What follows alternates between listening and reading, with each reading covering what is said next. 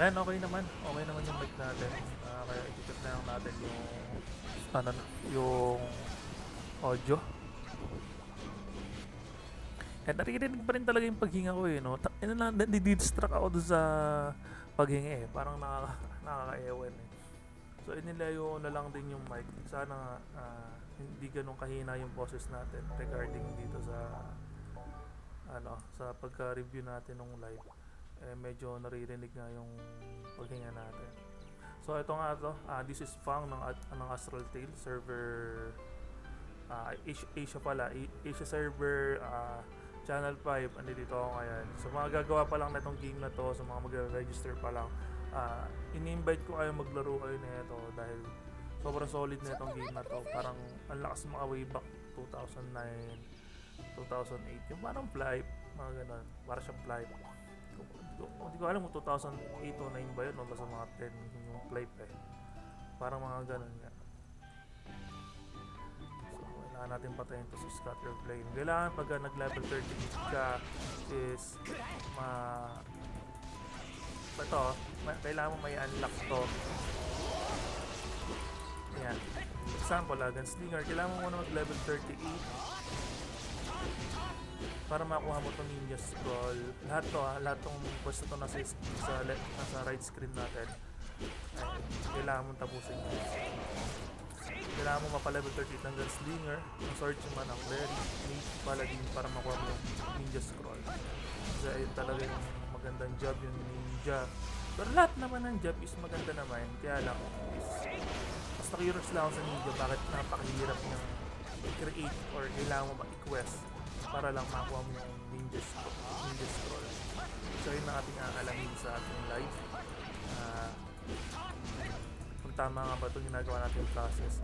Pagdating nga pala dito sa item, huwag na munang magpa plus 4 or plus 5 o plus 20 something kasi hindi pala siya nalilipat. Oo, hindi siya nalilipat yung plus. Hindi ko alam sure kung hindi siya talaga nalilipat. Paki-correct na lang ako kung mali ako. Kung hindi ba talaga siya nalilipat. Basta-uso naman siya. Hindi naman pala sumuso dun sa quiz eh. Manto ako. Quiz oh. Gawi, hindi ko na ba din.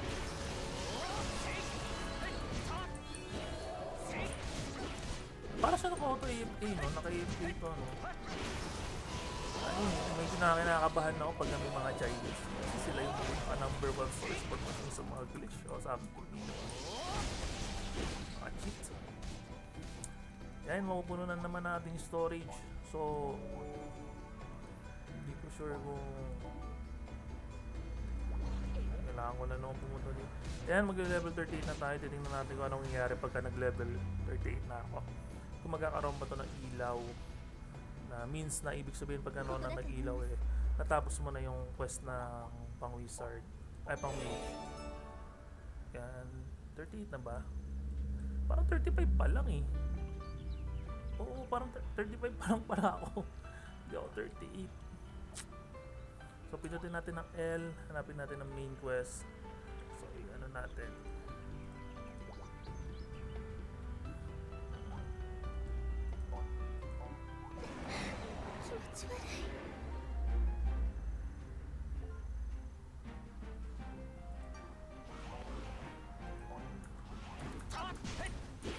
so hindi pala ito ang level. Oo, tama, level 38. Bakit ano to, yung mage plus? Kailangan ba yun?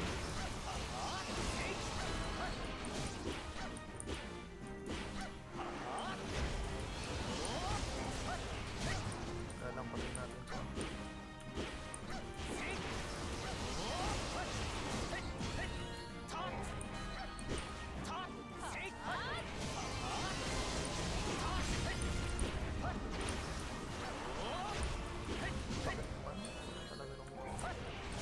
Pero malambot yung mage dito. Kahit saan naman game, malambot ang mage.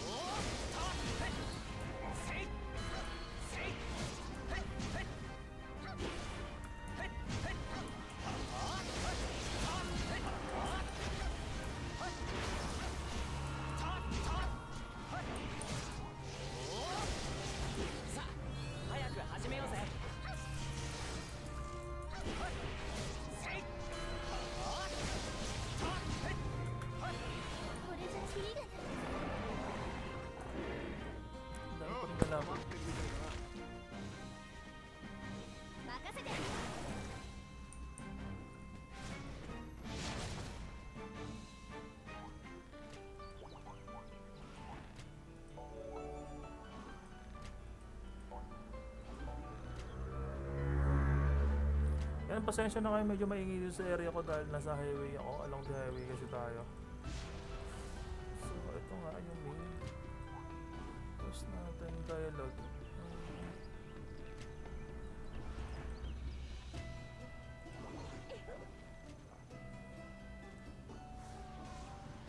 Tingnan nga natin kung talagang totoo yung nasa isip ko na once na nag-level 38 ka, hindi ko kasi malaman kung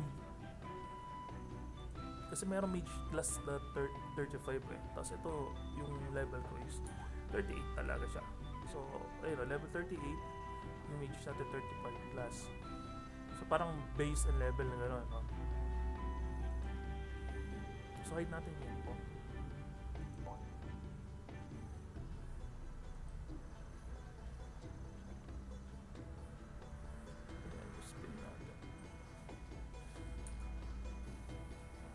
Pupuntahan natin si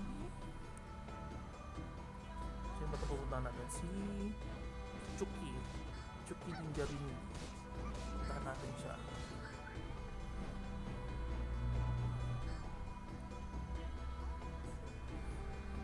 And January 7 to ni-release yung game na to. Hindi ko lang sure kung tama ako, pero alam ko kasi January 7 kasi base kay Google. Chinek ko kasi siya, release date, type nyo lang Astral Tale, release date. Ayan, medyo bagong-bago tong laro na to. Totally bago yung paglabas ng game na to. Kaya lahat tayo for sure makakahabol sa laro na to eh. Itong game na to is hindi siya for hindi siya for play to win eh. Hindi siya free to play. Hindi, I mean hindi siya kailangan mo talaga ng pay to win para manalo dito. Kasi napansin ko lang naman dito sa mga item wala lang is talagang binibili yung mga item na kailangan mo. Pagdating dito sa costume, kailangan mo mag-spend talaga kung kailangan mo siyang bilhin o hindi. Medyo mahal nga lang ang gastusin dito. Pero kung talagang gusto mo lumakas, gagastos ka talaga. Lahat naman, usually ganoon naman talaga lahat naman ng laro para sa mga tito-tita dyan na mga naglalaro talaga, mga gamer, talagang gusto mo talaga yung game, gastusan mo, why not, diba? Kasi doon ka nag-enjoy, gusto mo maging malakas. Pero kung free to play lang ang hanap mo, pwede naman din tong free to play. Kumbaga, hindi mo kailangan gumastos ng sangkatutak para lang maging malakas. Ayan, hindi pa talaga siya pwede. Kailangan mag 38 ka muna. Mage reach 38. Level of class. Ayun, level of class. Ibig sabihin ng level of class is ito. Kailangan ko siya mag 38 muna to bago siya magkaroon ng ilaw dito. Ayun, nagigets na natin. So, kailangan natin mag 38. Tatlong level pa. Tatlong level pa ang kailangan natin para mag level 38 tayo. Shit. Hindi tayo makapag-teleport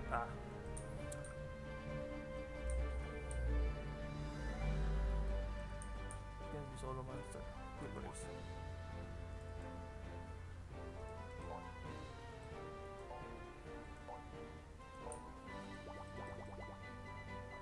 Wala tayo ng feather.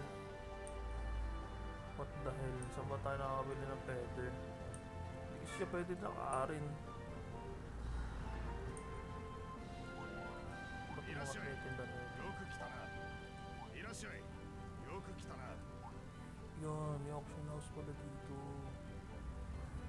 Ayun nga, tama. Gagastos ka nga talaga dito. Kasi kita nyo medyo mapti pero may mura din depende kasi sa'yo talaga. Depende sa'yo kung ano mo. Ganda ng hearing kung mahalin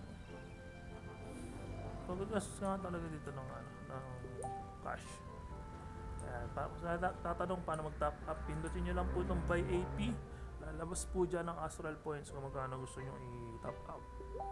Gusto mo ng worth of 12,500, bilhin mo itong 250 USD na 7,750 Astral Points. So kung ikaw naman tight budget naman, pwede naman 250 lang naman, or pwede naman 100 lang naman. Pwede mo naman ipunin yan, ganun din naman. Kaya lang, medyo mapamahal ka nga lang pagka inipon mo siya. So So, ang problema ko is saan ako maghahanap ng feather. Kasi yung quest ko, kailangan kong tipihan to eh. Bakit ba may ganito? Ano ba to? A glittering chest maybe it's something rare amount. So, kailangan ko. Tapusin nga natin. Ay, gago na wala. So, pilit natin. Putanin na natin ito. Sayang eh. So, accept natin siya. Kailangan natin pumunta dito sa ano. Kailangan natin puntahan si Alfred sa greenhouse.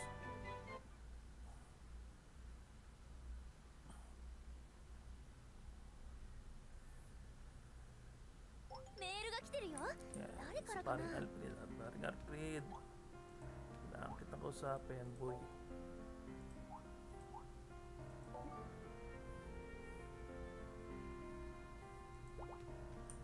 Matutok naman tong quest ko na to.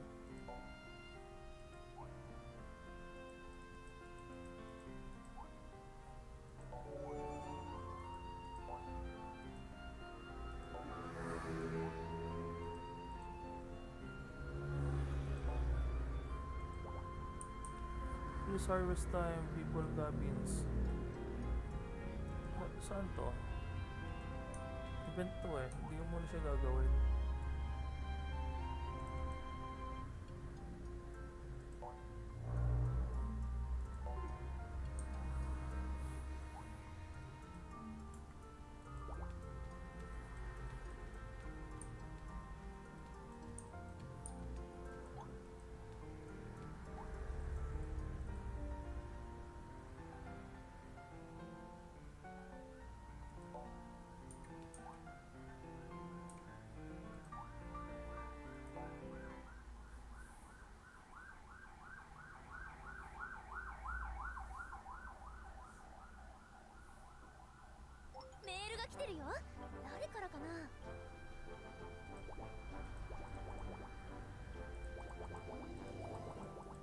Butik sa Terra Cottage din pala to. Sige na, mamaya na lang natin gawin itong mga to. Ano ba itong astral na to?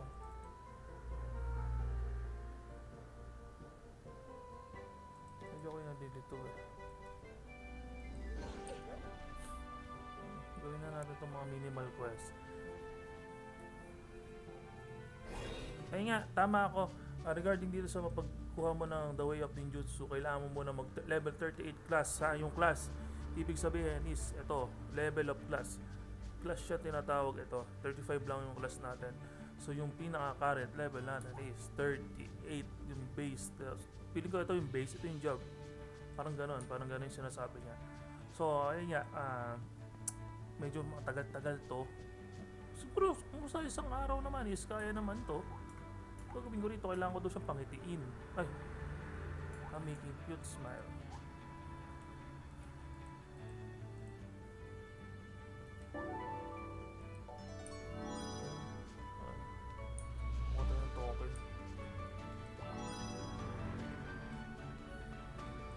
So ayan nga, hanggang dito na lang yung ating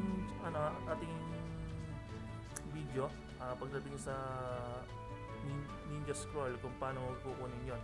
Kailangan mo talaga silang kumpletuhin. Nakikita niyo naman sa ating kanan na screen na level of class kailangan is 38, 38. Hindi po ang level ito hindi po talaga ang level. Ito pong class ang sinasabi niya. So by the way, kita-kits na lang tayo pagka nag-ninja na tayo. This week, sure ako ninja na ako. Maraming salamat sa inyo. Let's peace out, bro.